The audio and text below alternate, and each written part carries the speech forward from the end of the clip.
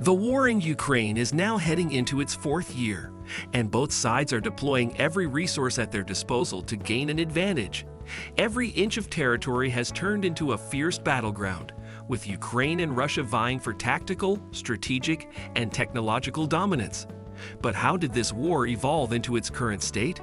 When Russia's so-called special military operation began, few could have foreseen the resilience of Ukraine.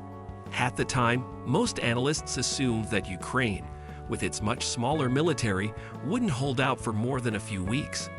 Yet, against all odds, Ukraine has not only held its ground, but has launched counteroffensives that have stunned the world.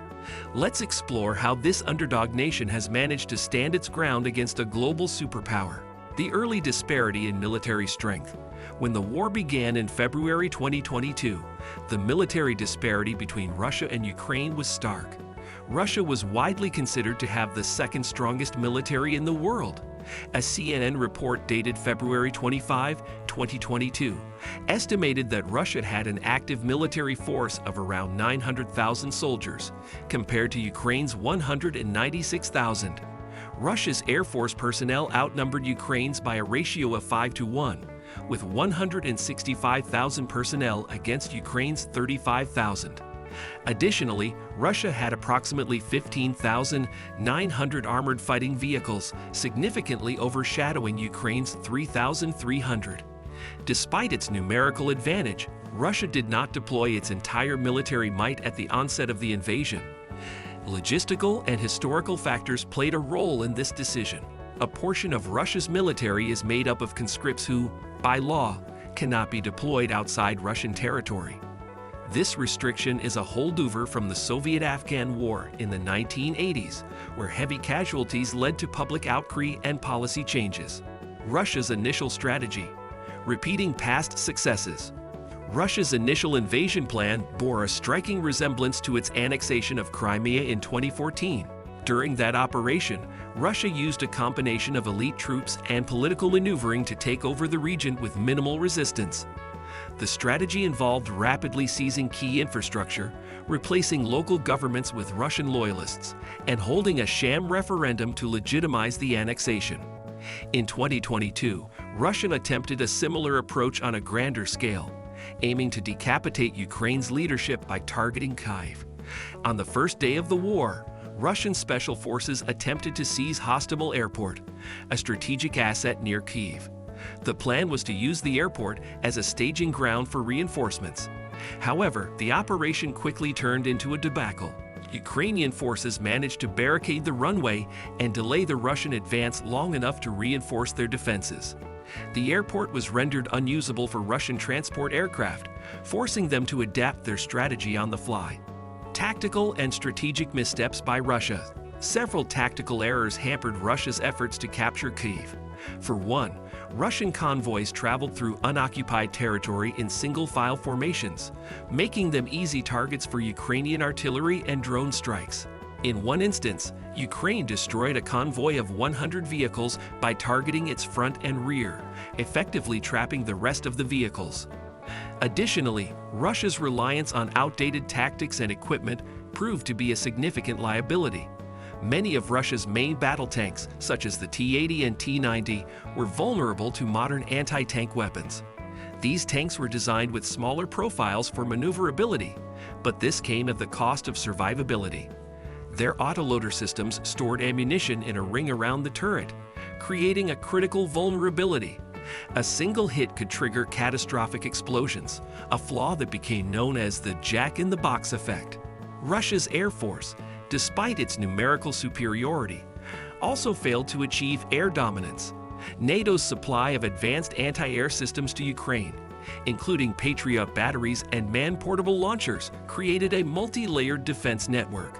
This forced Russian aircraft to operate closer to their borders, limiting their effectiveness. Ukraine's resilience and adaptation. Ukraine's ability to withstand and counter Russia's initial offensive can be attributed to several factors. Firstly, Ukraine's military had undergone significant modernization and training with NATO forces since 2014.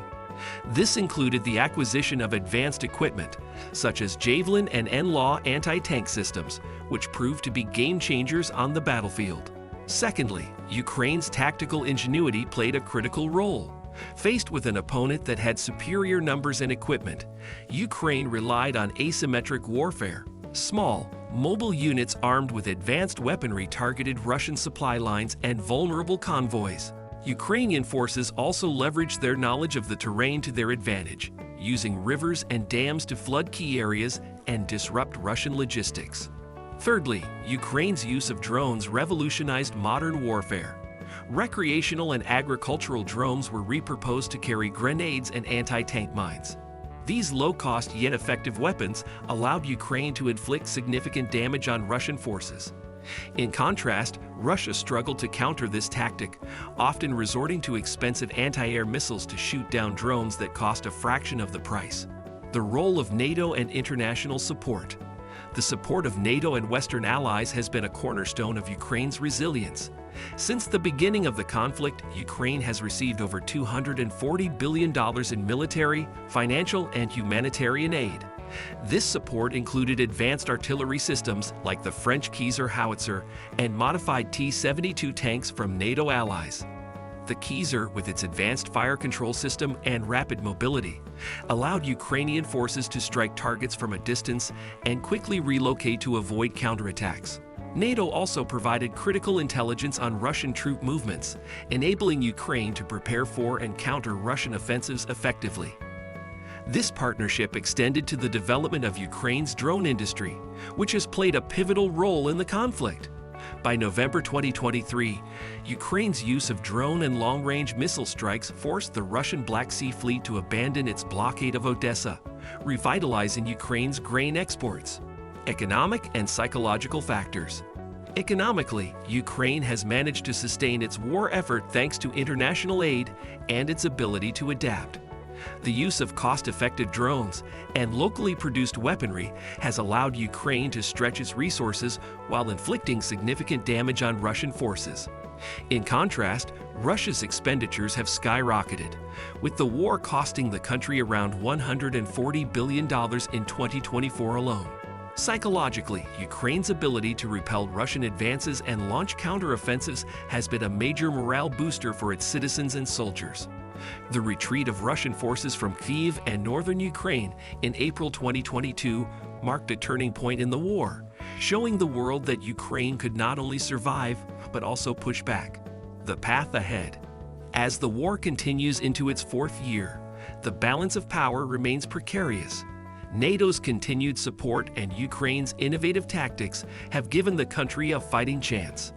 Meanwhile, Russia's reliance on outdated strategies and equipment, coupled with mounting casualties and economic strain, has put it on the back foot. The question remains, can Ukraine fully repel Russia and reclaim its territory? With each passing day, Ukraine's resolve grows stronger, and its ability to adapt to an ever-changing battlefield offers hope for a favorable outcome. While the road to peace is fraught with challenges, Ukraine's resilience and determination serve as a powerful testament to the strength of the human spirit in the face of adversity.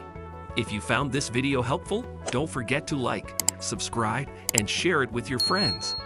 Your support helps us create more content that informs and inspires. Stay tuned for more updates and let us know your thoughts in the comments below. Thank you for watching and see you next time.